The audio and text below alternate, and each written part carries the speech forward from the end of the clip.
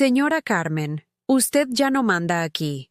Fueron las palabras que destrozaron 47 años de sacrificio en mi propia casa. Me quedé paralizada, sosteniendo el trapo húmedo entre mis manos temblorosas, sintiendo cómo el suelo se abría bajo mis pies como un terremoto silencioso. Hoy, yo voy a contarte algo que nunca pensé que contaría. Y si tú, por un segundo, sientes que esto te parece familiar, solo te pido que dejes un like y te suscribas, porque esta historia puede ayudar a alguien a acercarse al amor de Dios. Amén. Me llamo Carmen Esperanza Morales. Tengo 74 años. Y durante toda mi vida he creído que el hogar es sagrado, que la familia es un regalo de Dios, y que una madre debe entregarlo todo por los suyos. Esta mañana de octubre en Ciudad de México, mientras el aroma del café de olla se mezclaba con el copal que había quemado durante mis oraciones matutinas, yo no tenía idea de que mi mundo estaba a punto de colapsar como las torres de naipes que armaba con mis nietos. Desde las 5 de la mañana, como cada día desde hace 3 décadas, me había levantado para preparar el desayuno de toda la familia. Mis rodillas artríticas protestaban mientras bajaba las escaleras de mármol de la mansión que mi difunto esposo Eduardo y yo habíamos construido con tanto amor en las lomas de Chapultepec. Esta casa de 2 pisos, con sus 8 recámaras y jardín lleno de bugambilias, había sido nuestro sueño hecho realidad después de años vendiendo tacos en el mercado de San Juan. En la cocina, mis manos arrugadas pero aún hábiles preparaban chilaquiles rojos, frijoles refritos y tortillas calentitas. El molcajete que había heredado de mi abuela descansaba sobre la barra de granito, esperando a que moliera el chile para la salsa.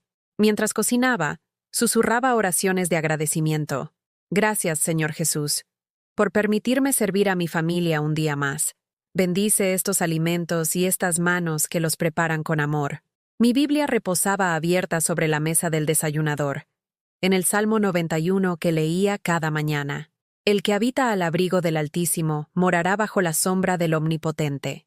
Estas palabras me habían consolado durante las noches de desvelo cuidando a Eduardo en sus últimos días, cuando el cáncer se lo llevó hace 5 años, dejándome sola en esta casa inmensa con el peso de mantener unida a la familia. Valentina, mi nuera de 35 años, bajó las escaleras como una reina descendiendo de su trono, su cabello rubio platinado perfectamente peinado, sus uñas de gel impecables, y esa mirada fría que había aprendido a temer. Vestía un conjunto deportivo de marca que costaba más que el salario mensual de nuestra muchacha de limpieza. Detrás de ella venía mi hijo Roberto, de 42 años, con los ojos pegados al celular como siempre, evitando cualquier contacto visual conmigo. Carmen, me dijo Valentina con esa voz dulce que usaba cuando quería algo. Necesitamos hablar sobre algunas cosas de la casa. Mi corazón se aceleró. Durante meses había notado los susurros, las miradas cómplices entre ella y Roberto, las conversaciones que se interrumpían cuando yo entraba a una habitación. Como madre, uno desarrolla un instinto para detectar cuando algo anda mal. Ese mismo instinto que me despertaba de madrugada cuando mis hijos tenían fiebre siendo pequeños. Claro, mija, respondí, secándome las manos en el delantal bordado que me había regalado mi madre décadas atrás. ¿Qué necesitan? Valentina intercambió una mirada con Roberto antes de continuar. Es que, bueno, Roberto y yo hemos estado pensando que sería mejor si usted se mudara a un lugar más apropiado para su edad. Ya sabe, una casa más pequeña, sin tantas escaleras. Las palabras me golpearon como agua helada. Sentí que el aire se escapaba de mis pulmones mientras sostenía el borde de la estufa para no caerme. Esta era mi casa, la casa que Eduardo y yo habíamos pagado con el sudor de nuestras frentes, trabajando 18 horas diarias en el puesto de tacos hasta poder comprar este terreno y construir nuestro hogar ladrillo por ladrillo. No entiendo, Valentina, murmuré, mi voz apenas un susurro. Esta es mi casa. Aquí están todos mis recuerdos. Aquí. Ay, señora Carmen, me interrumpió con una sonrisa que no llegaba a sus ojos. Usted ya no puede con una casa tan grande. Además, nosotros necesitamos el espacio para nuestros proyectos. Roberto va a poner su oficina en su recámara, Y yo quiero convertir la sala de televisión en mi gimnasio personal, mi recámara. La recámara donde había dormido con Eduardo durante 30 años, donde había llorado su partida, donde cada mañana le hablaba a su fotografía en la mesita de noche. La sala de televisión donde mis nietos Sofía y Diego jugaban conmigo los domingos, donde veíamos juntos las caricaturas mientras yo les preparaba palomitas con chile. Pero, ¿y mis cosas? ¿Y los muebles de la abuela? ¿Y el jardín que planté con mis propias manos? Roberto finalmente levantó la vista de su teléfono, pero su expresión era la de un extraño. ¿Dónde estaba el niño que solía correr a mis brazos cuando llegaba de la escuela? ¿El joven que lloraba en mi regazo cuando su primera novia lo dejó? Mamá, sea razonable, dijo con esa voz fría que había adoptado desde que se casó con Valentina. No puede quedarse aquí para siempre. Ya encontramos un departamento muy bonito en la colonia Roma Norte, de una recámara. Perfecto para usted. Una recámara. Después de toda una vida construyendo, sacrificando, dando todo por esta familia, me ofrecían una recámara como si fuera una limosna. Mis piernas temblaron y tuve que sentarme en una de las sillas del desayunador, esa mesa donde habíamos celebrado tantos cumpleaños, donde había ayudado a Roberto con sus tareas de matemáticas, donde Eduardo y yo planeábamos el futuro que ahora se desmoronaba entre mis dedos. En ese momento, sostuve mi pequeña cruz de oro entre mis dedos y susurré una oración silenciosa. Jesús mío, dame fuerzas para entender tu voluntad. Pero por primera vez en décadas, sentí como si mis palabras se perdieran en el vacío, como si Dios mismo hubiera decidido voltear la cara ante mi dolor. La conversación continuó durante media hora más, pero yo apenas podía procesar las palabras. Hablaban de plazos, de mudanzas, de lo que era mejor para todos, mientras yo permanecía sentada como una estatua de sal, observando cómo mis propios hijos destruían el mundo que tanto amor me había costado construir.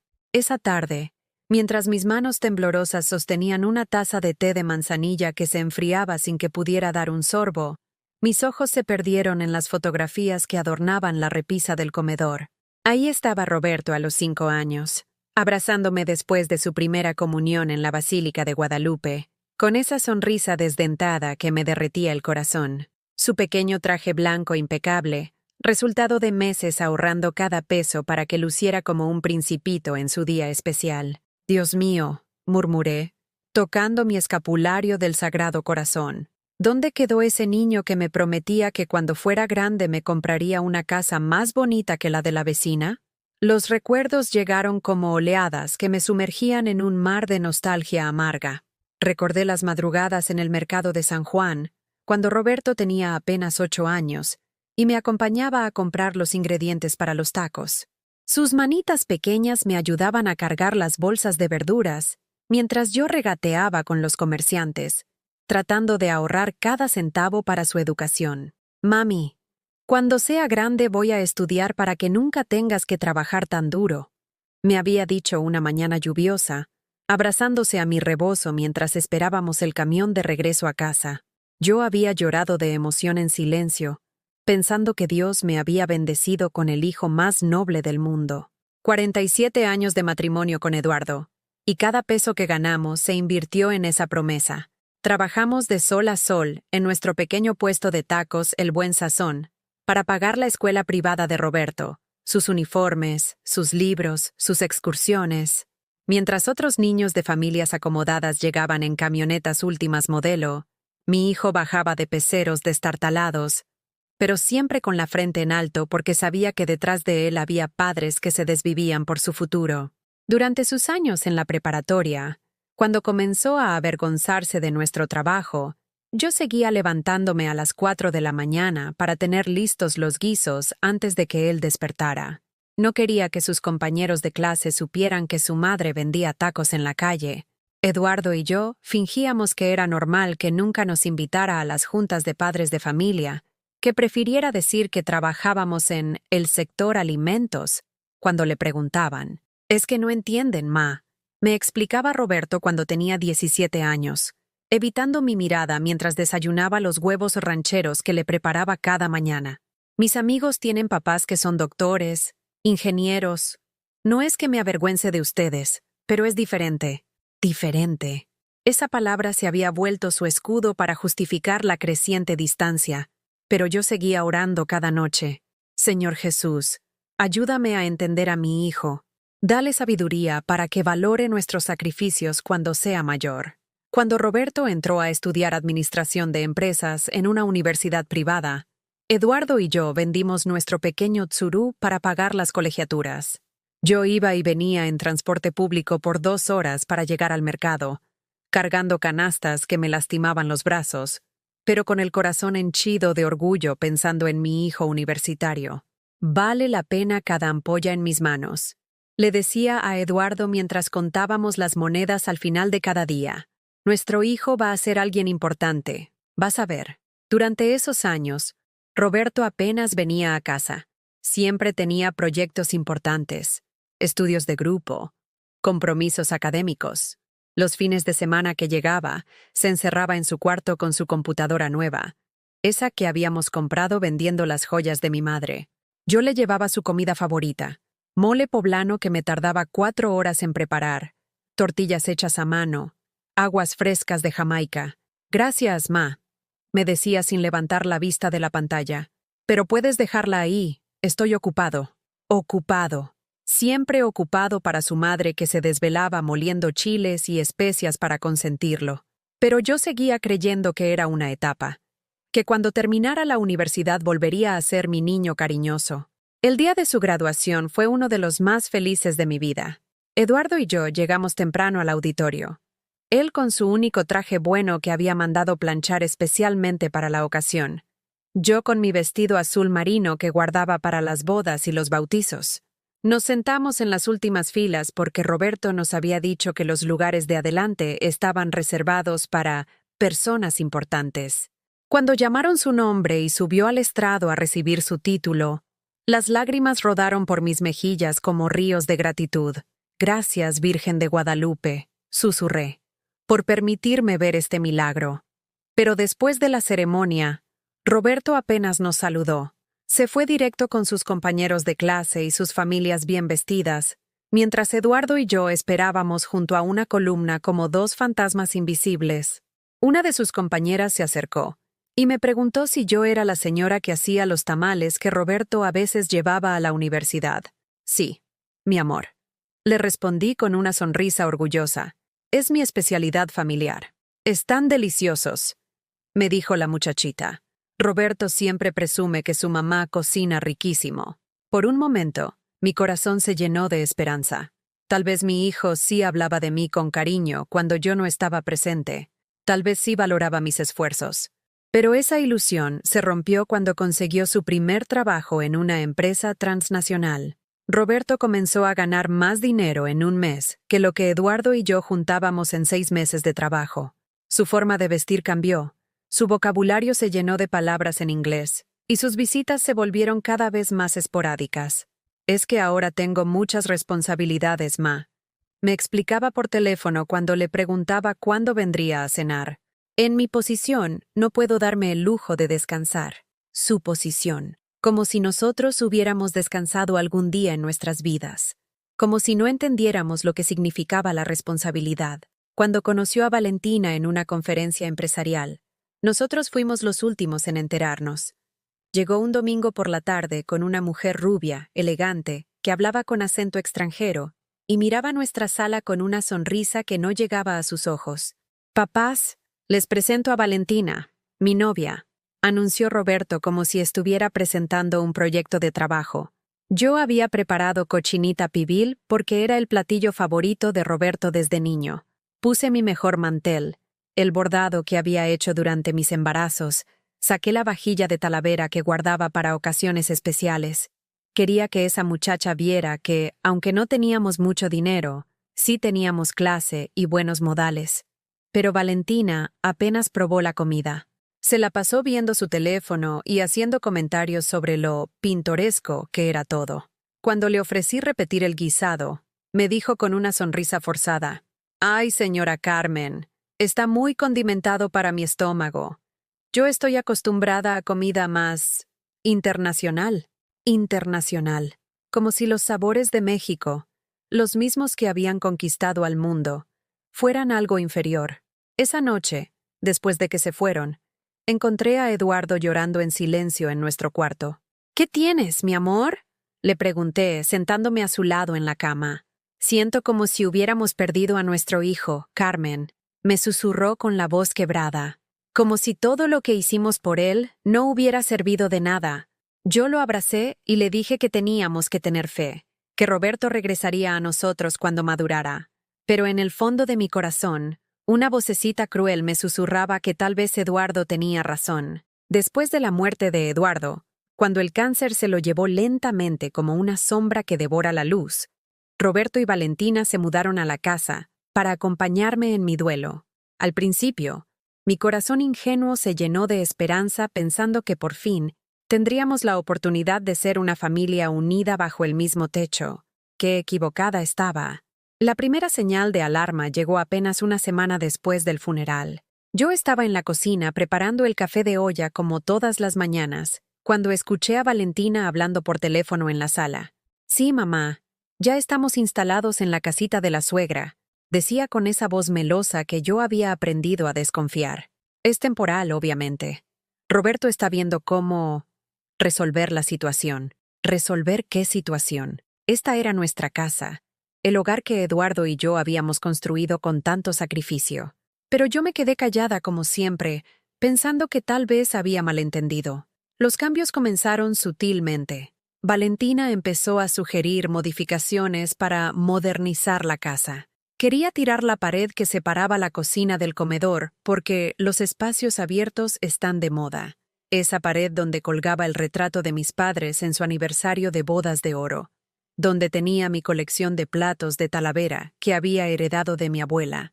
Es que se ve muy anticuado, suegrita, me decía mientras señalaba con desprecio mis muebles de madera maciza.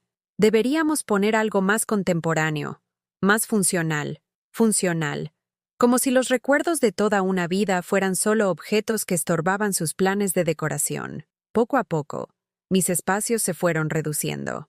El comedor donde celebrábamos las posadas navideñas se convirtió en la oficina personal de Valentina. Mi sala de costura, donde había pasado tardes enteras bordando manteles y camisas para Roberto cuando era niño, se transformó en un cuarto de yoga y meditación que yo tenía prohibido usar. Es que usted hace mucho ruido cuando camina, señora Carmen, me explicó Valentina con esa sonrisa falsa que ya me enfermaba el estómago. Y mis sesiones de mindfulness requieren silencio absoluto. Mindfulness.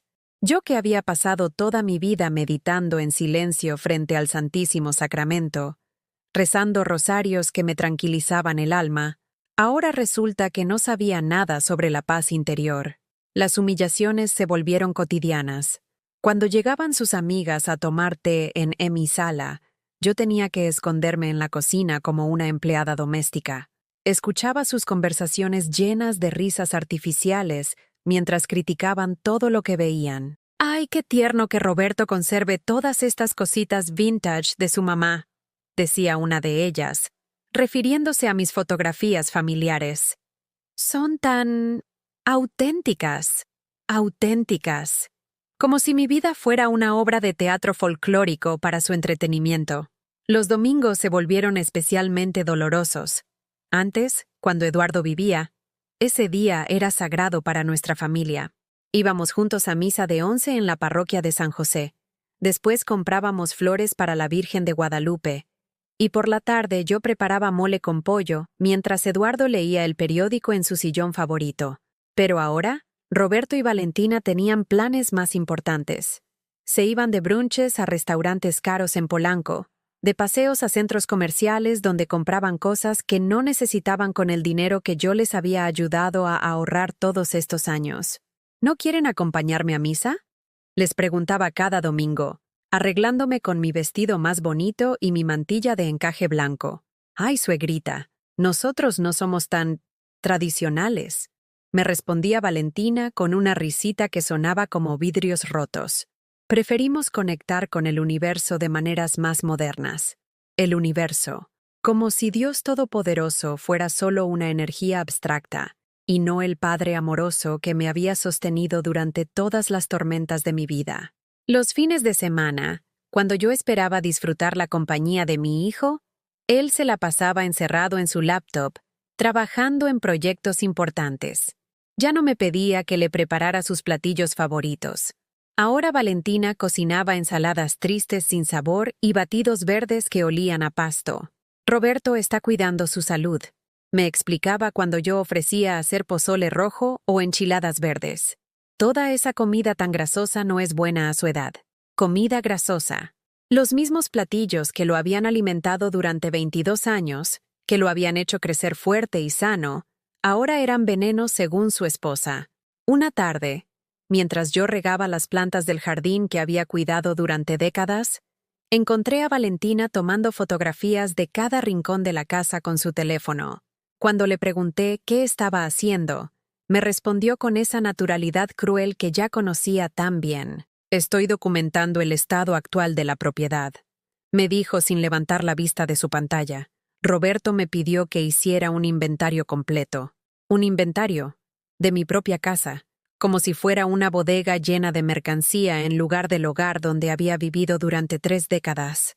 La gota que derramó el vaso llegó un martes por la tarde, cuando regresé de hacer las compras en el mercado de San Juan. Había ido a buscar los chiles especiales para hacer mole poblano, pensando en sorprender a Roberto con su comida favorita como hacía cuando era niño y llegaba triste de la escuela. Pero al entrar a la cocina, encontré a Valentina hablando por teléfono con alguien, usando ese tono profesional que reservaba para sus negocios importantes. Sí, es una propiedad muy bien ubicada, decía mientras yo dejaba las bolsas del mandado sobre la mesa. 8 recámaras, jardín amplio, garage para 4 autos. Está un poco anticuada, pero con una remodelación completa podría valer fácilmente 8 millones. Se me heló la sangre. Estaba hablando de mi casa como si ya fuera suya, como si Eduardo y yo fuéramos solo un obstáculo temporal en sus planes de grandeza. ¿Con quién hablas, mija?, le pregunté con una voz que me salió más temblorosa de lo que hubiera querido. Valentina colgó inmediatamente y me sonrió con esa expresión de inocencia fingida que ya me provocaba náuseas. Con nadie importante, suegrita. Solo era una amiga que tiene curiosidad por las casas de la zona. Curiosidad. Claro que sí. La misma curiosidad que tienen los buitres por la carroña. Esa noche, durante mis oraciones del rosario, las cuentas se me resbalaban entre los dedos húmedos de lágrimas que no podía contener. «Virgen Santísima», le susurraba a mi imagen de la guadalupana que tenía en mi buró. «Dame fuerzas para entender qué está pasando. ¿Por qué permites que mi propio hijo me trate como una extraña en mi propia casa?» Pero por primera vez en mi vida, sentí como si mis oraciones rebotaran contra el techo y cayeran vacías a mis pies. ¿Dónde estaba Dios cuando más lo necesitaba? ¿Por qué Jesús, que había prometido no abandonar nunca a sus hijos, parecía sordo a mi dolor? 3 días después, Valentina organizó una reunión familiar en el comedor. Roberto estaba sentado a mi derecha, pero su cuerpo parecía estar a kilómetros de distancia. Sus ojos evitaban los míos mientras su esposa desplegaba documentos sobre la mesa de caoba donde habíamos cenado juntos tantas navidades. «Señora Carmen», comenzó Valentina con esa voz de maestra de primaria que usaba cuando quería sonar condescendiente. «Roberto y yo hemos estado pensando mucho sobre su futuro. Mi futuro. Como si yo fuera una anciana senil incapaz de decidir por sí misma. Creemos que sería mejor para todos si usted se mudara a un lugar más apropiado para su edad y sus necesidades. Apropiado. Necesidades. Palabras bonitas para disfrazar el hecho de que me estaban echando de mi propia casa como a un perro viejo que ya no servía para nada. No entiendo», murmuré, sintiendo como si el aire se hubiera vuelto demasiado espeso para respirar. «Esta es mi casa. Aquí están todos mis recuerdos». «Ay, señora Carmen», me interrumpió Valentina con esa sonrisita que ya me causaba escalofríos. «Usted ya no puede con una casa tan grande. Mire nada más cómo se ve todo, tan descuidado». Descuidado. Mis ojos recorrieron la sala que había limpiado esa misma mañana, los muebles que había sacudido con cuidado, las plantas que regaba todos los días. ¿Dónde veía ella descuido en el hogar que había sido mi orgullo durante décadas? Roberto finalmente habló, pero sin mirarme a los ojos. Mamá, Valentina tiene razón. Ya no es práctico que viva aquí sola. Además, nosotros necesitamos el espacio. El espacio. Mi espacio. Los rincones donde había cargado a Roberto cuando lloraba de bebé, donde había cuidado a Eduardo durante su enfermedad, donde había rezado miles de rosarios pidiendo por la felicidad de mi familia. Pero yo no estoy sola, protesté con una voz que salió más pequeña de lo que hubiera querido. Ustedes están aquí conmigo. Valentina soltó una risita que sonó como el cristal al romperse. Señora Carmen, seamos realistas. Usted necesita cuidados especiales, alguien que esté pendiente de sus medicinas, de su alimentación. Yo no tomo medicinas, respondí confundida. Estoy perfectamente bien de salud. Por ahora, insistió Valentina, intercambiando una mirada cómplice con Roberto. Pero a su edad, las cosas pueden cambiar de un día para otro. ¿No le parece más prudente estar preparados? ¿Preparados para qué? Para declararme incompetente. Para quitarme lo único que me quedaba en este mundo.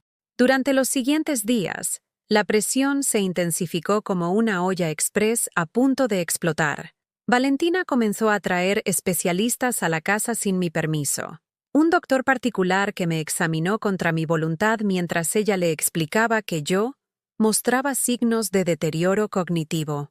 ¿Deterioro cognitivo? Le pregunté indignada al doctor, un hombre joven que me miraba como si fuera un espécimen de laboratorio. Yo recuerdo perfectamente todo, desde el día que nació mi hijo hasta la receta exacta del mole de mi abuela. Pero él solo anotaba cosas en su libreta mientras Valentina le susurraba al oído sobre mi comportamiento errático y mis olvidos frecuentes. Olvidos que yo jamás había tenido. Comportamientos erráticos que solo existían en la imaginación retorcida de mi nuera. También llegó una trabajadora social que inspeccionó cada rincón de mi casa, como si fuera una investigadora forense.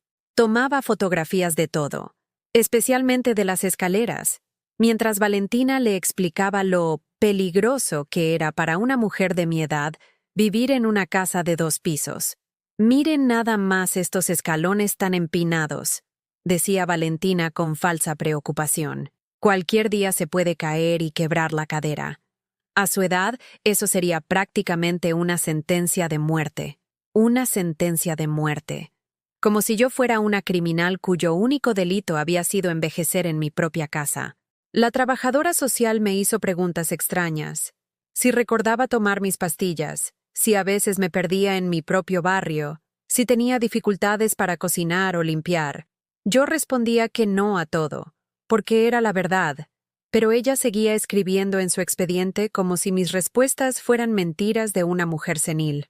Señora Morales, me dijo al final de su visita, entiendo que debe ser difícil aceptar que necesita ayuda, pero su familia solo quiere lo mejor para usted. Lo mejor para mí, como si robarme mi hogar fuera un acto de caridad cristiana. Una noche, mientras lloraba en silencio frente a mi imagen del Sagrado Corazón de Jesús, escuché voces en la sala. Roberto y Valentina estaban hablando por teléfono con alguien, y sus palabras se filtraban por la casa como humo tóxico. Sí, ya tenemos todos los documentos médicos que necesitamos, decía Valentina con esa voz de empresaria exitosa que tanto me repugnaba. El doctor certificó que tiene principios de demencia senil. Demencia senil. Yo, que resolvía crucigramas todas las mañanas, que recordaba los nombres de todos mis vecinos y sus historias familiares, que podía recitar de memoria las oraciones de toda mi vida.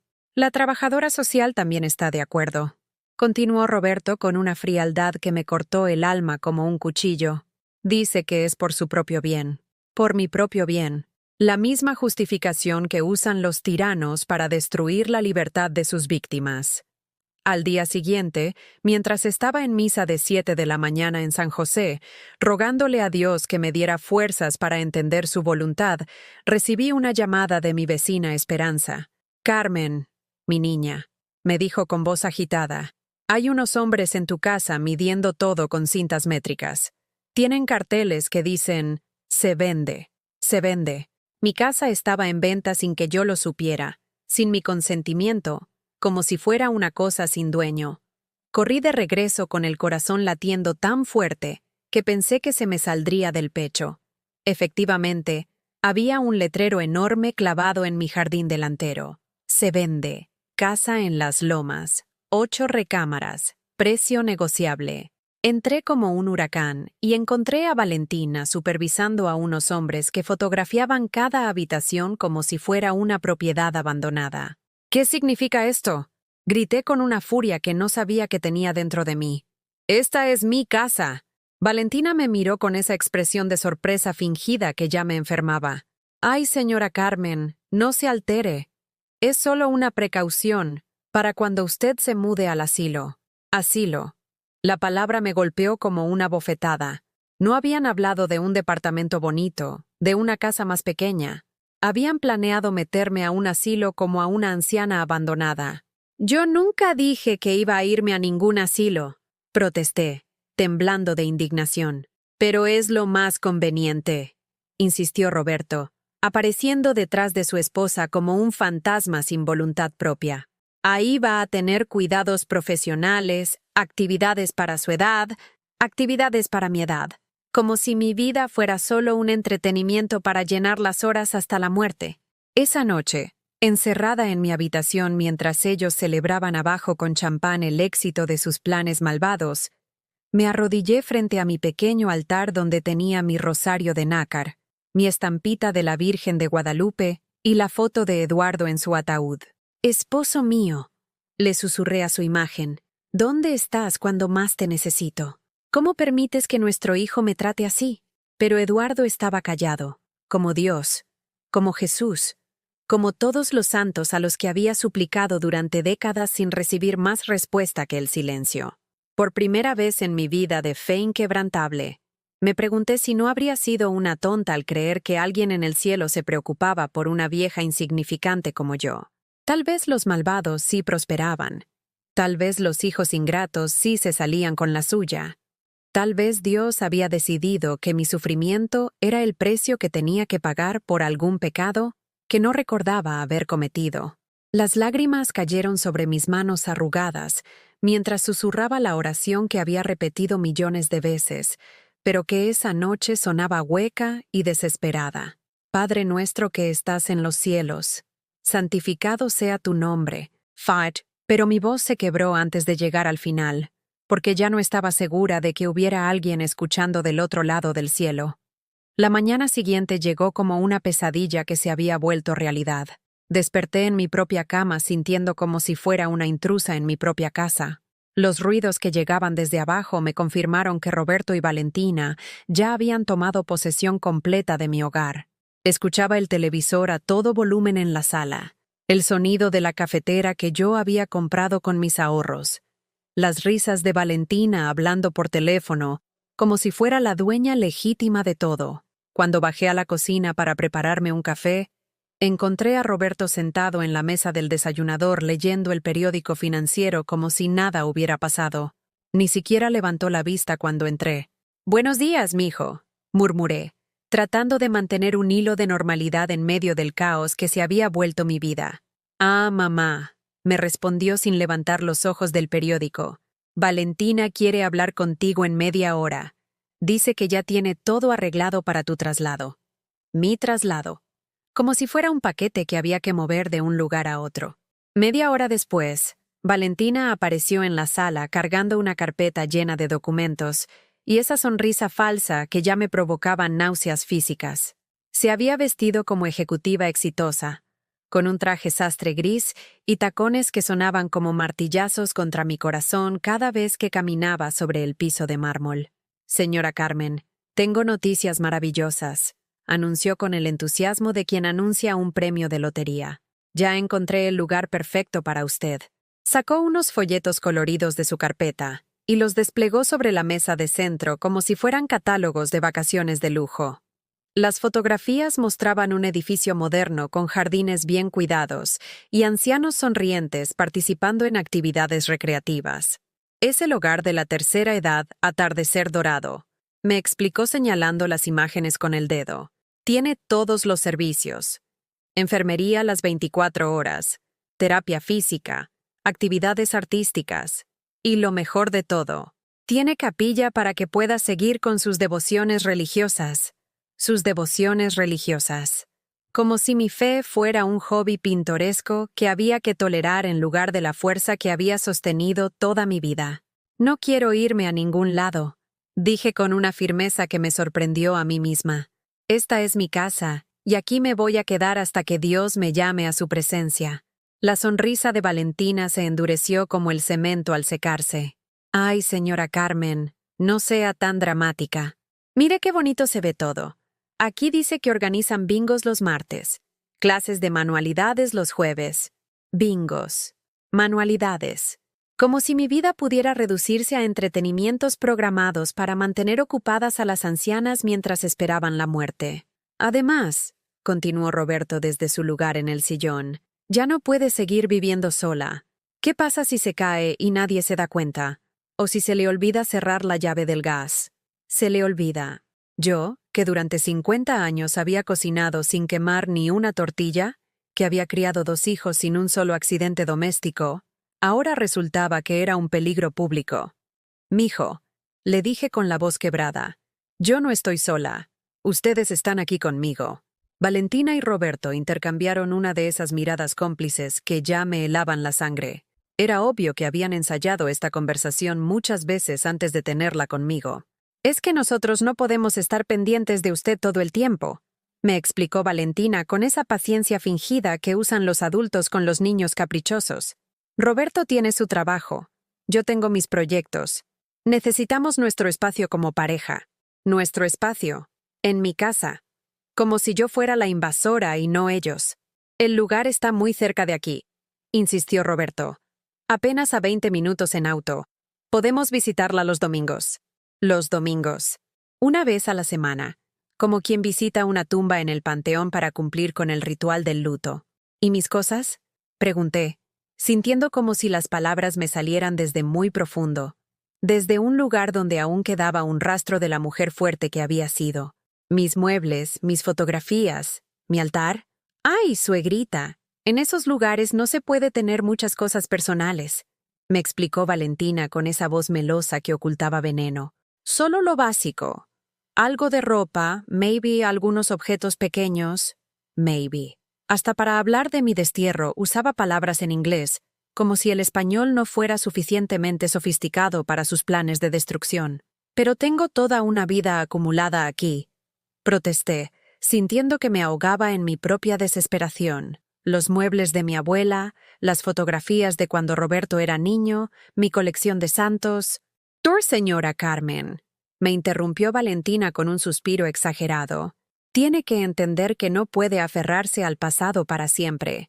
A su edad, es importante aprender a soltar. Soltar. Como si mis recuerdos fueran lastre inútil en lugar del tesoro más preciado de mi corazón. Esa tarde, después de que me dejaron sola con los folletos del asilo esparcidos sobre la mesa como sentencias de muerte, me encerré en mi habitación y marqué el número de mi comadre Esperanza. Ella había sido mi confidente durante 30 años, la única persona que conocía todos mis secretos y tristezas. ¿Esperanza?, susurré al teléfono, tratando de que mi voz no se quebrara completamente. Carmen, mi niña, ¿qué tienes? Te escucho muy rara. Las palabras salieron de mi boca como un río desbordado. Le conté todo. La conversación de esa mañana, los planes de meterme al asilo, la venta de mi casa sin mi consentimiento, la forma en que me trataban como si fuera una estorbo en mi propio hogar. «No puede ser», exclamó Esperanza con la indignación que yo había esperado de mi propio hijo. «¿Cómo es posible que Roberto permita semejante barbaridad? Es que ya no es el mismo, comadre». Le expliqué entre sollozos que ya no podía contener. Esa mujer lo tiene completamente dominado. Es como si hubiera hechizado a mi hijo. ¿Y tú qué vas a hacer? No me digas que vas a permitir que te echen de tu propia casa como a una perro. ¿Qué iba a hacer? Esa era la pregunta que me había torturado toda la noche anterior. ¿Qué podía hacer una mujer de 74 años contra 2 adultos que habían planeado todo con la frialdad de empresarios calculando una inversión? No sé, Esperanza. Me siento tan perdida, tan traicionada. Es como si Dios se hubiera olvidado de que existo. «¡Carmen Esperanza Morales!», me gritó mi comadre con esa autoridad maternal que tenía desde que éramos jóvenes. No digas esas cosas. Dios nunca se olvida de sus hijos, especialmente cuando más lo necesitan. Pero yo ya no estaba tan segura. Había rezado tanto, había pedido tanto, había confiado tanto en la divina providencia. Y mira dónde me había llevado esa fe ciega, a estar peleando por el derecho a vivir en mi propia casa. Ven para acá, me ordenó Esperanza. Ahora mismo. Necesitas salir de esa casa y pensar con claridad. Una hora después, estaba sentada en la cocina de Esperanza, tomando té de manzanilla mientras mi comadre me miraba con esos ojos llenos de indignación justiciera que la caracterizaban cuando algo la enfurecía. A ver, cuéntame otra vez lo del doctor y la trabajadora social, me dijo, sacando una libreta como si fuera una detective privada. Le repetí toda la historia. Las visitas sin mi consentimiento, las preguntas capciosas, los diagnósticos inventados sobre mi supuesto deterioro mental. Carmen, eso que están haciendo es ilegal, me dijo Esperanza con una seriedad que me alarmó. No pueden declararte incompetente sin una evaluación médica real, con varios doctores, en un hospital público. ¿Ilegal? La palabra sonaba extraña en el contexto de mi situación familiar. ¿Cómo podía ser ilegal que un hijo decidiera sobre el futuro de su madre? Además, continuó mi comadre, la casa está a tu nombre, ¿verdad? Eduardo te la dejó en el testamento. Sí, la casa estaba a mi nombre. Eduardo había sido muy cuidadoso con eso antes de morir. Había insistido en que todos los papeles estuvieran en orden para que yo nunca tuviera problemas legales. Entonces no pueden venderla sin tu firma, concluyó Esperanza con una sonrisa que parecía la de un gato que había atrapado un ratón. Y si están diciendo que tienes demencia, tampoco pueden obligarte a firmar documentos legales. Por primera vez en semanas, sentí como si una pequeña luz se encendiera en la oscuridad que había consumido mi vida. Tal vez no estaba tan indefensa como había creído. Tal vez Dios sí había estado escuchando mis oraciones. Pero su respuesta había llegado en forma de una comadre furiosa, dispuesta a pelear por la justicia. ¿Qué crees que debo hacer?, le pregunté, sintiendo que por fin tenía una aliada en esta guerra que no había elegido pelear. Esperanza me tomó las manos con esa firmeza que siempre me había tranquilizado desde que éramos muchachas soñando con el futuro. Primero, vamos a ver a un abogado, alguien que entienda de estos asuntos y te explique cuáles son tus derechos. Y segundo, hizo una pausa dramática. Vas a aprender a decir que no. Al día siguiente, por primera vez en décadas, no me levanté a las 5 de la mañana para preparar el desayuno de toda la familia. Me quedé en mi cama hasta las 8, escuchando los ruidos de confusión que llegaban desde la cocina. Escuché a Valentina quejándose de que no había café preparado, a Roberto preguntando dónde estaban sus huevos rancheros, y por primera vez en años, una sonrisa pequeña pero genuina se dibujó en mis labios. Cuando finalmente bajé, encontré la cocina hecha un desastre. Valentina había intentado usar la cafetera y había derramado café molido por toda la barra de granito. Roberto estaba parado frente al refrigerador abierto con cara de desconcierto total, como si nunca hubiera visto comida cruda en su vida. «Buenos días», dije con una tranquilidad que me sorprendió a mí misma, dirigiéndome directamente a la alacena donde guardaba mi té de manzanilla. «Ay, señora Carmen, qué bueno que bajó», me dijo Valentina con alivio evidente. No sabíamos dónde estaba. Pensamos que tal vez se había sentido mal. «Estoy perfectamente bien», respondí, poniendo agua a hervir para mi té. Solo decidí dormir un poco más. Roberto me miró con esa expresión de niño perdido que ponía cuando algo no salía como él esperaba. «¿Y el desayuno, ma?». La pregunta flotó en el aire como una oportunidad dorada. Durante 42 años había respondido a esa misma pregunta levantándome automáticamente a preparar todo lo que él quisiera. Pero esta mañana, algo había cambiado dentro de mí durante esas horas extra de sueño. «¿El desayuno?», repetí, como si fuera un concepto extraño. «Ah, sí. Hay cereal en la alacena, pan en el refrigerador y huevos si quieren hacer algo más elaborado». Los dos me miraron como si hubiera hablado en un idioma extranjero. Era obvio que nunca se les había ocurrido que yo pudiera no estar disponible para servirles. «Pero, ¿no vas a hacer chilaquiles?», preguntó Roberto con una voz que sonaba exactamente igual a cuando tenía 5 años y yo le negaba un dulce antes de la comida. No, respondí con una simplicidad que me llenó de una extraña sensación de poder. Hoy no. Esa pequeña palabra, no, salió de mi boca con una facilidad que me asombró. ¿Cuándo había sido la última vez que se la había dicho a mi hijo? ¿Alguna vez se la había dicho?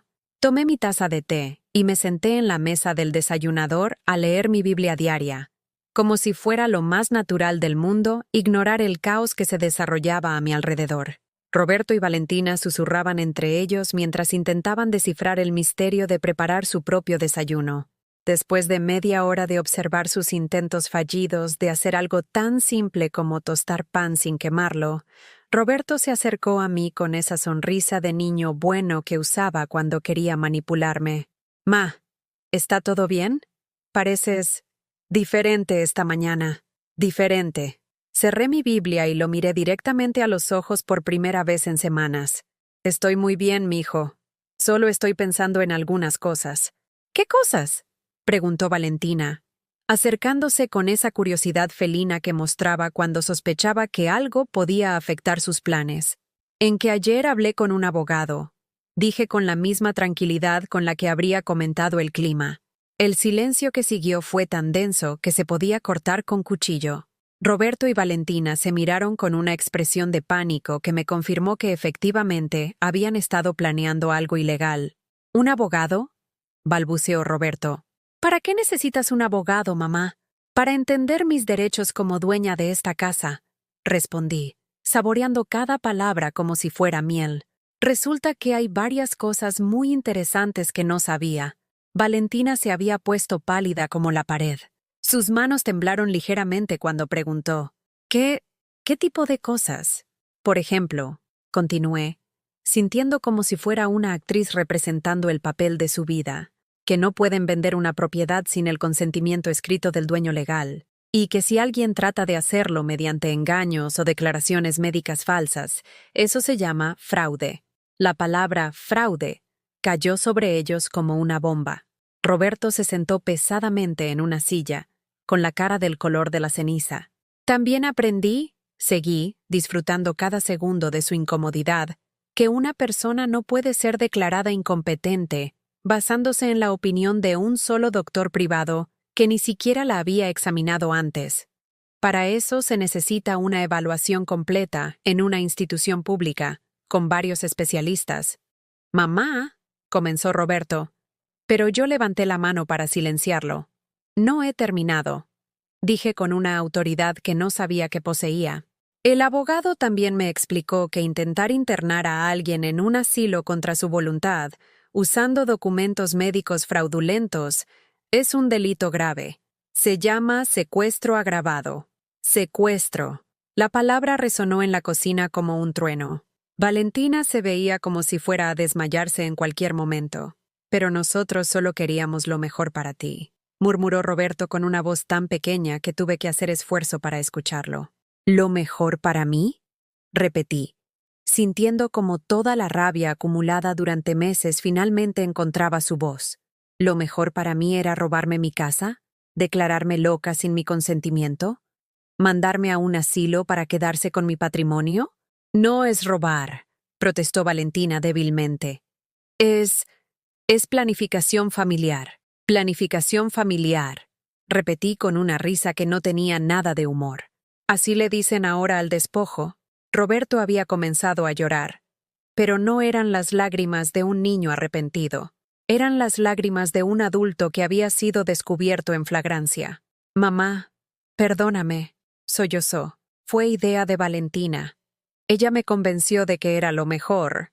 «No me eches la culpa a mí», gritó Valentina, perdiendo por completo esa máscara de dulzura que había usado durante años. «Tú también querías la casa. Tú también estabas cansado de tener que cuidar a tu madre». «Cuidar. Como si yo hubiera sido una carga en lugar de la mujer que había sacrificado toda su vida por él. Basta», dije, poniéndome de pie con una dignidad que me llenó de orgullo. «Ya escuché suficiente». Caminé hacia el teléfono de la cocina y marqué un número que había memorizado la noche anterior. «Licenciado Hernández», dije cuando contestaron. Soy Carmen Morales. Sí, ya tomé mi decisión. Quiero que proceda con la demanda. Las caras de horror de Roberto y Valentina casi me dieron lástima. Casi. ¿Demanda? Gritó Valentina. ¿Nos va a demandar? Por fraude, por intento de despojo, por falsificación de documentos médicos. Enumeré con una calma que me sorprendía. El licenciado dice que es un caso muy sólido. Roberto se levantó tambaleándose, como si hubiera recibido un golpe físico. Mamá, no puedes hacer eso. Soy tu hijo. Exactamente, respondí, mirándolo directamente a los ojos. Eres mi hijo, y precisamente por eso duele tanto que hayas intentado destruirme. En ese momento, algo se rompió definitivamente entre nosotros. Pude ver en sus ojos el momento exacto en que se dio cuenta de que había perdido todo poder sobre mí. Ya no era la madre sumisa que se dejaba manipular por amor. Era una mujer que había decidido defenderse. Tienen una semana para irse de mi casa, declaré con una firmeza que me llenó de una extraña paz. Si no lo hacen voluntariamente, el licenciado se encargará de que lo hagan involuntariamente. ¿A dónde vamos a ir?, gimió Valentina. No tenemos otro lugar. Eso no es mi problema, respondí, sorprendiéndome de mi propia frialdad. Debieron pensarlo antes de planear robarme todo lo que tengo. Subí a mi habitación con la cabeza en alto, dejándolos en la cocina sumidos en su propia desesperación. Por primera vez en años, me sentía como la dueña de mi propia casa, de mi propia vida. Esa noche, arrodillada frente a mi altar, las palabras de agradecimiento fluyeron de mi corazón como un río liberado. Gracias, Jesús mío, por darme la fuerza que creí que había perdido. Gracias por enviarme a esperanza cuando más la necesitaba. Perdóname por dudar de ti. Por fin entendía que Dios no me había abandonado. Solo había estado esperando a que yo encontrara el valor de defenderme. Los siguientes 3 días fueron como vivir en una zona de guerra silenciosa. Roberto y Valentina se movían por la casa como fantasmas furiosos, susurrando entre ellos, haciendo llamadas misteriosas y mirándome con una mezcla de odio y incredulidad que ya no me intimidaba. Habían intentado todo: súplicas, amenazas, chantajes emocionales, y hasta trajeron al padre Miguel de la parroquia para que me hiciera entrar en razón. «Doña Carmen», me había dicho el padre Miguel con esa voz paternal que usaba para los sermones dominicales, «el perdón es la base de la fe cristiana. Su hijo está arrepentido. ¿No cree que debería darle otra oportunidad?» Pero yo ya no era la misma mujer que se dejaba manipular con citas bíblicas sacadas de contexto. «Padre», le respondí con una serenidad que me sorprendió, «Jesucristo también echó a los mercaderes del templo cuando profanaron la casa de su padre. A veces el amor verdadero requiere límites firmes». El padre Miguel se quedó sin palabras ante mi respuesta. Era obvio que esperaba encontrar a una anciana confundida, no a una mujer que conocía las Escrituras tan bien como él. El cuarto día, mientras estaba en el jardín regando mis bugambilias y hablándole a mis plantas como siempre había hecho, escuché pasos pesados acercándose por la grava. Era Roberto, con una expresión que no había visto desde que era adolescente y había roto el florero favorito de mi abuela. «Mamá», dijo con voz ronca, como si hubiera estado llorando, «necesitamos hablar». «Estoy escuchando», respondí sin dejar de regar mis flores. Había descubierto que hacer actividades cotidianas me daba una tranquilidad extraña durante las conversaciones difíciles. «Valentina y yo hemos estado hablando mucho estos días», comenzó, sentándose en una de las bancas de hierro forjado que Eduardo había instalado bajo el pérgola. «Y creo que... creo que nos equivocamos. Me equivocamos. No me equivoqué, o fue mi culpa». Incluso en su intento de disculpa, seguía compartiendo la responsabilidad con su esposa. «¿Se equivocaron en qué, exactamente?», pregunté, dirigiendo el chorro de agua hacia las rosas que había plantado en honor a la Virgen de Guadalupe. «En todo», murmuró, evitando mi mirada. «En el asilo, en lo del doctor, en querer vender la casa sin preguntarte. Querer vender». Como si hubiera sido solo una idea que se les había ocurrido y no un plan elaborado para robarme todo lo que tenía. «¿Y por qué se equivocaron?», insistí, sintiendo que necesitaba escuchar las palabras completas salir de su boca. Roberto se retorció las manos como cuando era niño y sabía que había hecho algo muy malo. Porque esta es tu casa, porque tú nos criaste aquí, porque no tenemos derecho a echarte. ¿Y? Seguí presionando, porque sabía que había más, y porque lo que hicimos fue cruel, admitió finalmente, con la voz quebrada. Mamá, perdóname. Perdóname por haberte hecho sentir como si no fueras bienvenida en tu propia casa. Las palabras que había esperado escuchar durante meses finalmente habían llegado. Pero extrañamente, no sentí el alivio que había imaginado. En lugar de eso, sentí una tristeza profunda por todo lo que se había perdido entre nosotros. Roberto, dije cerrando la llave del agua y sentándome en la banca frente a él.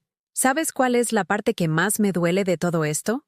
Él negó con la cabeza, con los ojos llenos de lágrimas que ahora sí parecían genuinas. No es que quisieran la casa. No es ni siquiera que me mintieran sobre el asilo, continué, sintiendo cómo las palabras salían desde un lugar muy profundo de mi corazón. Lo que más me duele es que durante todos estos meses, tú me viste sufrir y no te importó. Sí me importaba, mamá. No, lo interrumpí con firmeza. Si te hubiera importado, habrías parado todo desde el primer día. Habrías defendido a tu madre cuando tu esposa empezó a tratarme como una sirvienta en mi propia casa. Roberto se cubrió la cara con las manos, y sus hombros temblaron con sollozos que parecían venir desde muy adentro. Tienes razón, murmuró entre las manos. Soy un cobarde. Siempre he sido un cobarde. Desde niño, siempre dejé que otros pelearan mis batallas. Era la primera vez en décadas que Roberto había admitido una falla personal sin culpar a alguien más. Por un momento, vi al niño asustado que había sido, al joven inseguro que siempre había buscado mi aprobación. «Mijo», le dije suavemente, «yo te perdono. Ya te perdoné desde antes de que vinieras a pedírmelo, pero perdonar no significa olvidar, y definitivamente no significa que las cosas pueden volver a ser como antes». Él levantó la vista con una esperanza desesperada en los ojos. «¿Qué significa entonces?» «Significa que ustedes se van a mudar a su propio lugar, como corresponde a una pareja casada», dije con una calma que había practicado mentalmente durante días. «Significa que yo voy a vivir en mi casa, sola, como quiero vivir, y significa que si quieren ser parte de mi vida, va a ser con respeto y bajo mis términos. Pero mamá, no tenemos dinero ahorrado para una casa». «Eso tampoco es mi problema», respondí, sorprendiéndome de mi propia firmeza. «Ustedes son adultos profesionales. Pueden rentar un departamento como millones de personas hacen todos los días». La conversación continuó durante otra hora, con Roberto tratando de negociar diferentes arreglos que le permitieran quedarse en la casa solo un poco más de tiempo. Pero por cada súplica, yo tenía una respuesta clara y firme. Había aprendido que cuando establecía límites, tenía que mantenerlos sin excepciones. Esa noche, durante la cena que preparé solo para mí misma por primera vez en décadas, Valentina hizo su último intento desesperado. «Señora Carmen», me dijo con una voz que trataba de sonar humilde, pero que no podía ocultar completamente su resentimiento. «Roberto me contó que hablaron esta tarde. Quiero que sepa que yo también estoy muy arrepentida». «¿Ah, sí?», respondí, sin levantar la vista de mi plato de quesadillas con flor de calabaza, que había preparado exactamente como a mí me gustaban, sin considerar los gustos de nadie más. «Sí», continuó, sentándose sin permiso en la silla frente a mí. «Creo que me dejé llevar por la preocupación por su bienestar. A veces el amor se expresa de maneras equivocadas». Amor. La palabra sonaba obscena en su boca. «Valentina», dije mirándola directamente a los ojos con una tranquilidad que me llenaba de poder, «no me insultes fingiendo que lo que hiciste fue por amor». Ella parpadeó, sorprendida por mi directitud. «Lo que hiciste fue por codicia pura», continué, sintiendo una extraña liberación al decir finalmente la verdad sin maquillaje. «Querías mi casa, mi dinero, mi patrimonio, y estabas dispuesta a destruir a una anciana para conseguirlo. Eso no es cierto». «¿No?», la interrumpí. «Entonces explícame por qué ya tenías elegido el asilo antes de que yo supuestamente empezara a mostrar deterioro cognitivo. Explícame por qué ya habías contactado a agentes inmobiliarios antes de hablar conmigo sobre mudarme. Su cara se puso roja como un tomate. Era obvio que no había esperado que yo hubiera descubierto tantos detalles de su plan. Explícame. Seguí presionando. ¿Por qué le dijiste a tu madre por teléfono que solo era cuestión de tiempo antes de que la vieja se muriera y heredáramos todo? Esa última parte era un farol, pero por su expresión de horror absoluto, supe que había dado en el blanco. ¿Cómo? Balbuceó. ¿Cómo lo sé? Sonreí con una tranquilidad que me sorprendía. Porque no soy la anciana senil que creías que era. Porque tengo oídos, cerebro, y ahora tengo un abogado que sabe investigar. Valentina se levantó bruscamente de la mesa, con una furia que ya no trataba de disimular. «¡Está bien!», gritó. «Sí queríamos la casa. Sí estamos cansados de cuidar a una vieja amargada. Y sí, pensé que sería más fácil si usted simplemente se fuera. Se fuera. Eufemismo para se muriera. Al fin, dije con una sonrisa genuina, la verdad. Esa noche, por primera vez en meses, dormí en paz absoluta, no porque hubiera resuelto todos los problemas, sino porque finalmente había parado de fingir que no existían. Mañana tendría que enfrentar lo que vendría después, pero esta noche, en mi propia cama, en mi propia casa, rodeada de mis propias cosas, me sentí libre de una manera que había olvidado que era posible. «Gracias, Señor», susurré en la oscuridad, «por darme fuerzas para defender lo que es mío». El sexto día amaneció con un silencio extraño en la casa. No escuché los ruidos habituales de Roberto preparándose para el trabajo, ni las conversaciones telefónicas de Valentina organizando sus proyectos importantes. Cuando bajé a la cocina a las 7 de la mañana, encontré una nota sobre la mesa del desayunador, escrita con la letra apurada de Roberto. «Mamá, nos fuimos a casa de los papás de Valentina mientras buscamos departamento. Regresaremos el domingo por nuestras cosas. Roberto». Ni una disculpa, ni un «te queremos», ni siquiera un «gracias por todo». Solo una nota fría, como si fuera la administradora de un hotel donde habían estado hospedados temporalmente. Me serví mi café de olla y me senté en la mesa donde había desayunado sola miles de mañanas durante los últimos 5 años, desde que Eduardo partió con el Señor. Pero esta soledad se sentía diferente. No era la soledad de la viudez, pesada y melancólica. Era la soledad de la libertad recuperada, ligera como el aire de la mañana. Por primera vez en décadas, el día me pertenecía completamente. No tenía que preocuparme por preparar comidas que otros no apreciarían, por limpiar desórdenes que otros habían creado, por caminar en puntitas en mi propia casa para no molestar a gente que se había instalado sin permiso. Decidí hacer algo que no había hecho en años: llamar a mi hermana Dolores, que vivía en Guadalajara con su familia. Habíamos mantenido contacto esporádico porque Roberto siempre ponía cara larga cuando yo hablaba mucho tiempo por teléfono, y Valentina había comenzado a hacer comentarios sobre el costo de las llamadas de larga distancia. «¿Carmen?». La voz de Dolores sonó sorprendida cuando contestó. «Hermana, qué milagro que me llames tan temprano».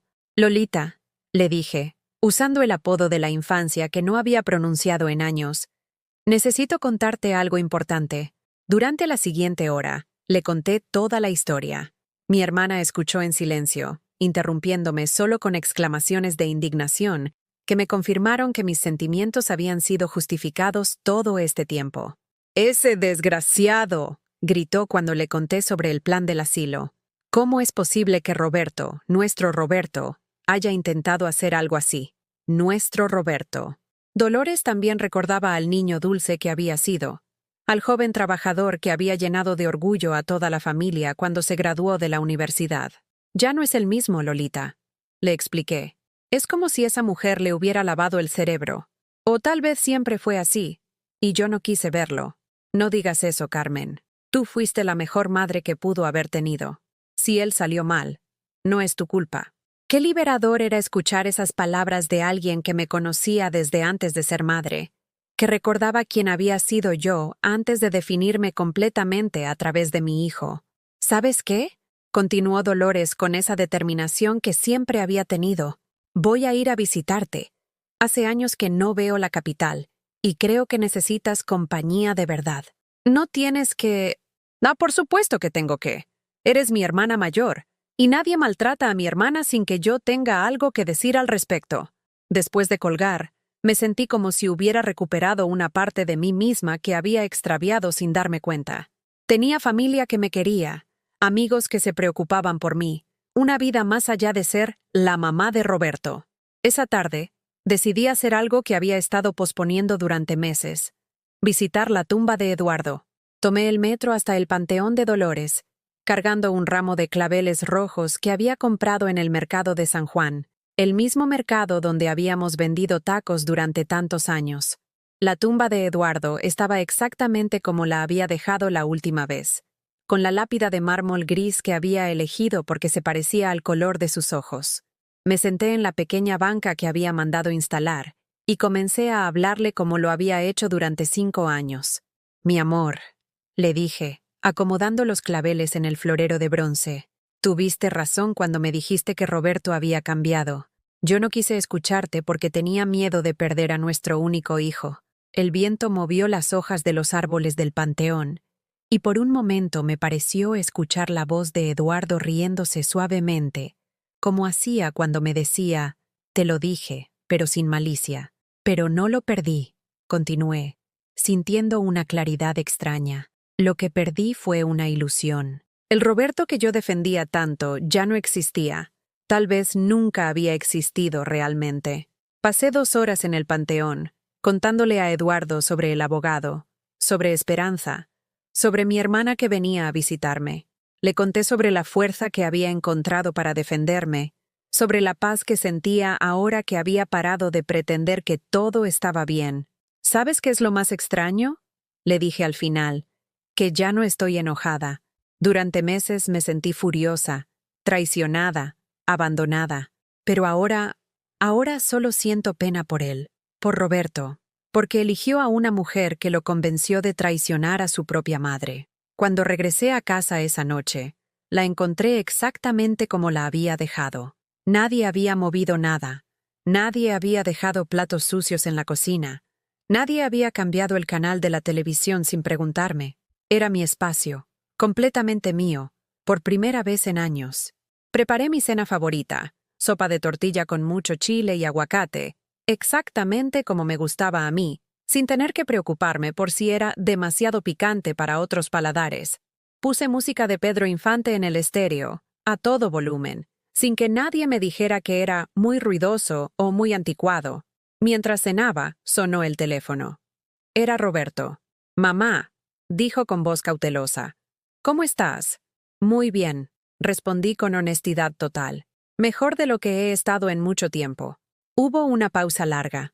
Era obvio que esperaba que le dijera que lo extrañaba, que me sentía sola, que había reconsiderado mi decisión. «Mamá, ¿estás segura de que quieres que nos vayamos?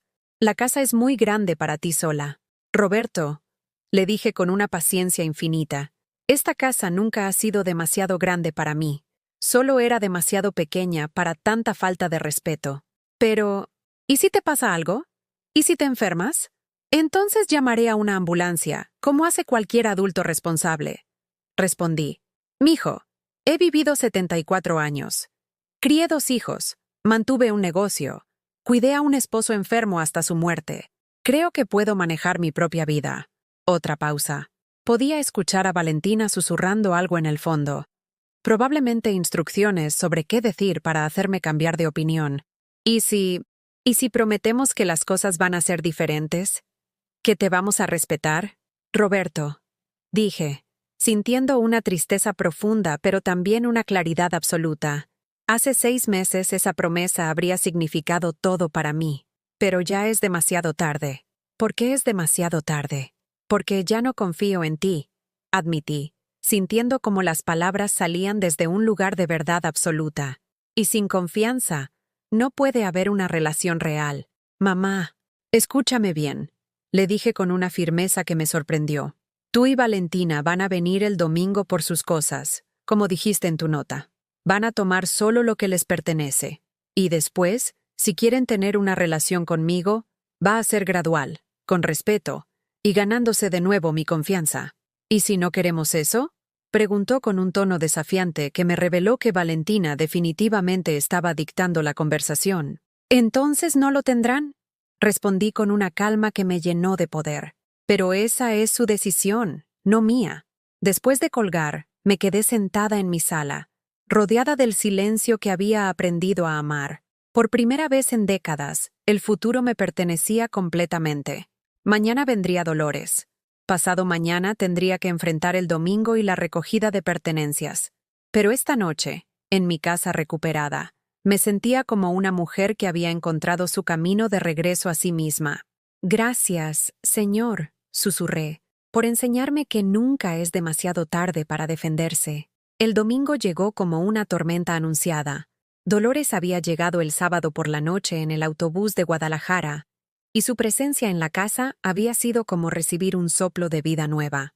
Mi hermana, 2 años menor que yo, pero con el carácter de un general del ejército, había recorrido cada rincón de la casa mientras yo le contaba los detalles que había omitido por teléfono.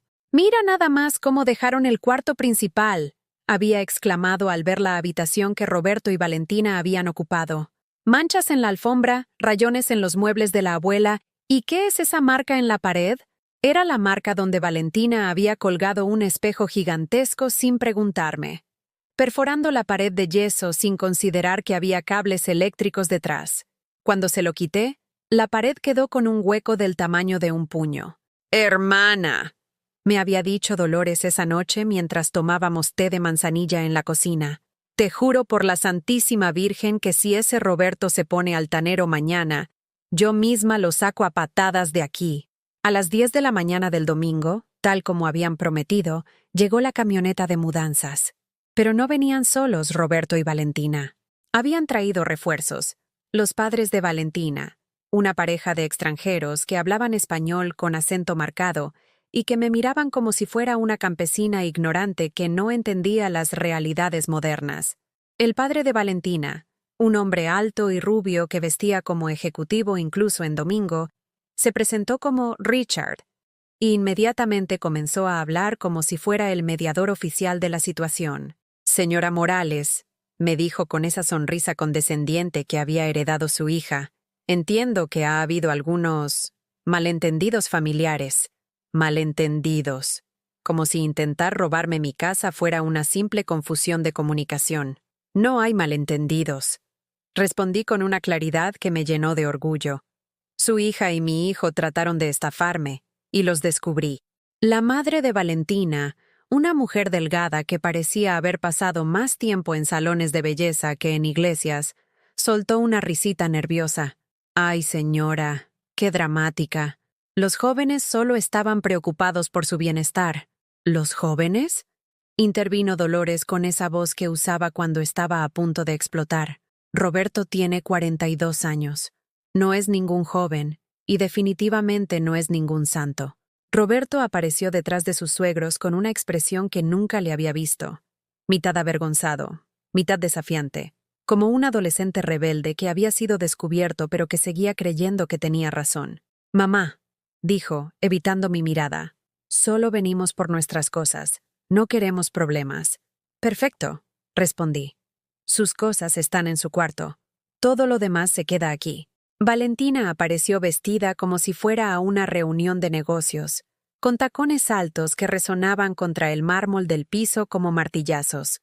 Llevaba una lista en la mano y esa expresión de eficiencia empresarial que había perfeccionado durante años. «Señora Carmen», me dijo con una sonrisa que no engañaba a nadie, «hice una lista de las cosas que vamos a necesitar llevarnos». «¿Una lista?», preguntó Dolores, arrebatándole el papel de las manos antes de que yo pudiera reaccionar. «A ver qué dice aquí».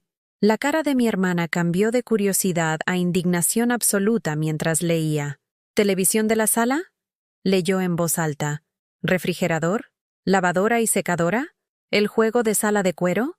Son cosas que compramos durante nuestro matrimonio», protestó Roberto débilmente. «Tu matrimonio fue conmigo, no con ella», gritó, señalando a Valentina. «Y todo eso lo compramos con el dinero del puesto de tacos, cuando tú todavía estudiabas la universidad». Richard se aclaró la garganta con esa autoridad empresarial que probablemente usaba en sus juntas de trabajo. Señoras, creo que podemos resolver esto de manera civilizada. Propongo que hagan un inventario de todo lo que hay en la casa y lo dividan equitativamente. ¿Equitativamente? Lo interrumpí con una risa que no tenía nada de humor. ¿Equitativamente entre la dueña de la casa y los inquilinos que no pagaban renta? Mamá, intervino Roberto con esa voz de niño regañado que conocía tan bien. No tienes que ponerte así. Solo queremos llevarnos lo que nos corresponde. ¿Qué les corresponde?, preguntó Dolores, acercándose a Roberto con esa actitud amenazante que había perfeccionado criando 5 hijos. ¿Les corresponde la televisión que su mamá compró con sus propias manos? ¿Les corresponde el refrigerador que llenaba con comida para ustedes todas las semanas?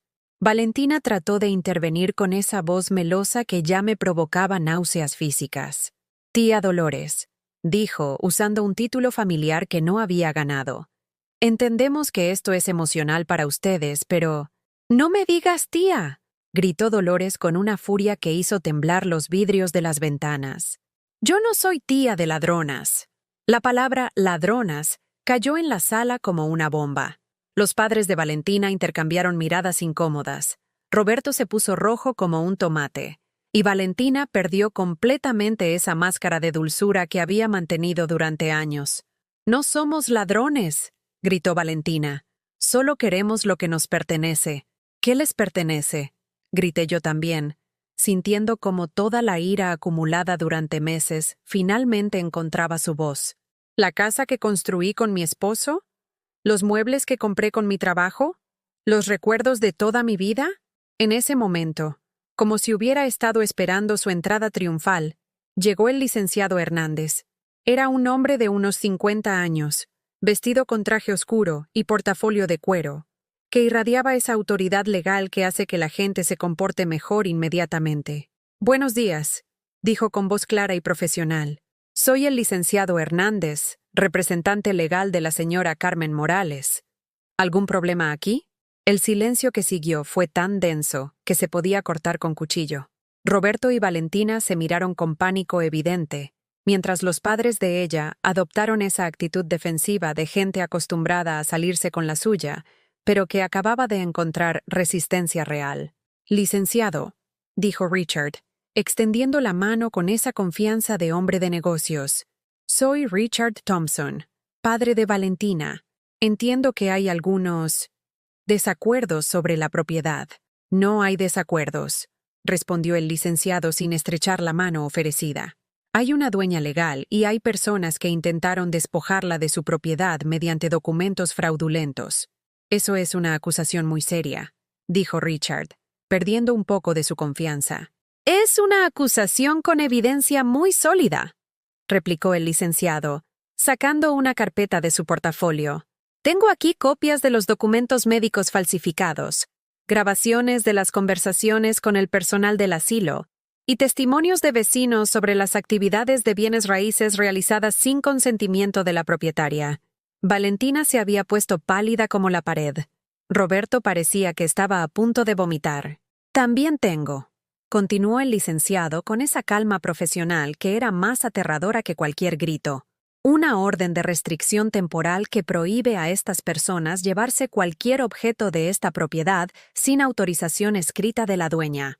«¿Una orden de restricción?», balbuceó Roberto. «Firmada por un juez esta mañana», confirmó el licenciado. «Basada en evidencia de intento de fraude y despojo». La madre de Valentina se acercó a su hija con cara de pánico. Era obvio que no había esperado que su plan perfecto fuera descubierto por una vieja ignorante, que resultó ser más inteligente que todos ellos juntos. «¿Qué significa eso exactamente?», preguntó Richard, adoptando un tono más respetuoso. «Significa», explicó el licenciado, «que pueden llevarse únicamente su ropa personal y objetos que puedan probar con recibos que compraron con su propio dinero después del matrimonio». «¿Y todo lo demás?», preguntó Valentina con una voz que apenas era un susurro.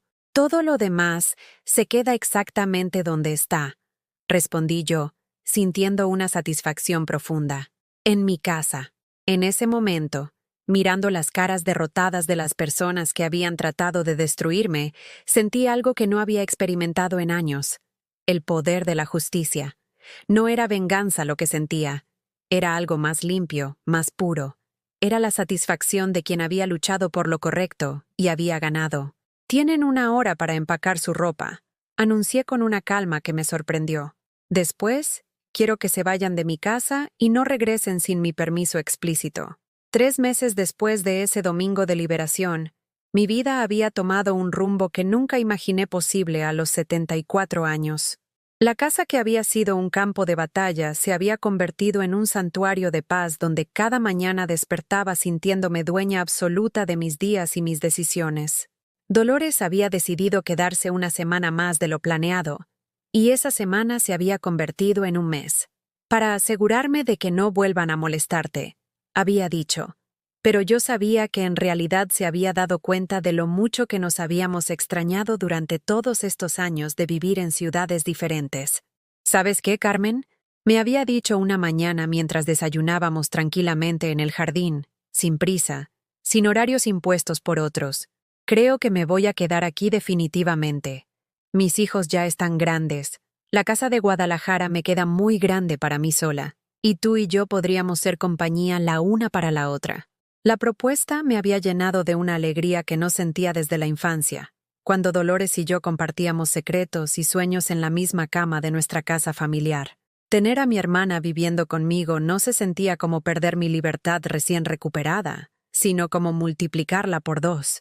Habíamos convertido una de las recámaras de huéspedes en su cuarto personal, y ella había traído sus muebles favoritos de Guadalajara. La casa volvía a llenarse de risas, pero esta vez eran risas genuinas, no forzadas, conversaciones reales, no monólogos de cortesía, compañía elegida, no impuesta.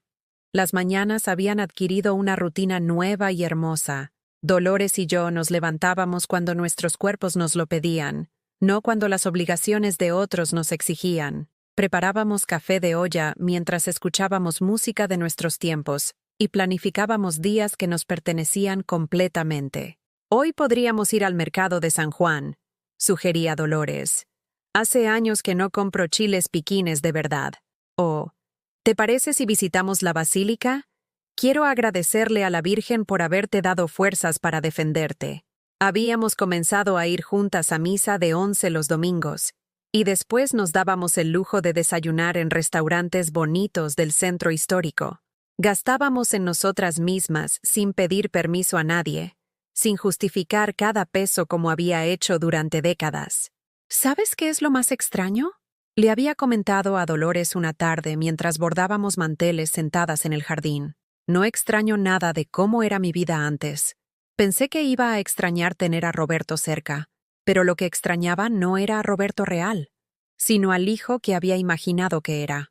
Dolores había asentido con esa sabiduría que da la experiencia. Es más fácil llorar la muerte de una ilusión que vivir con la mentira. Roberto había intentado contactarme 3 veces durante estos meses. La primera vez, 2 semanas después de mudarse, había llamado por teléfono con voz de niño arrepentido. «Mamá, ¿cómo estás? Te extrañamos mucho». «Estoy muy bien», le había respondido con honestidad total. «Mejor de lo que he estado en años». ¿No nos extrañas nada?». La pregunta me había tomado por sorpresa por su ingenuidad. ¿Cómo podía extrañar las humillaciones, los desprecios, la sensación constante de ser una molestia en mi propia casa? «Roberto, extraño al hijo que creí que tenía», le había dicho. «Pero ese hijo nunca existió realmente, ¿verdad?». El silencio al otro lado de la línea había durado tanto que pensé que había colgado. «Mamá, yo sí te quiero. Solo que no sé cómo demostrártelo. Mijo», le había respondido con una tristeza infinita. «El amor no se demuestra con palabras. Se demuestra con acciones. Y tus acciones me dijeron muy claramente lo que realmente pensabas de mí».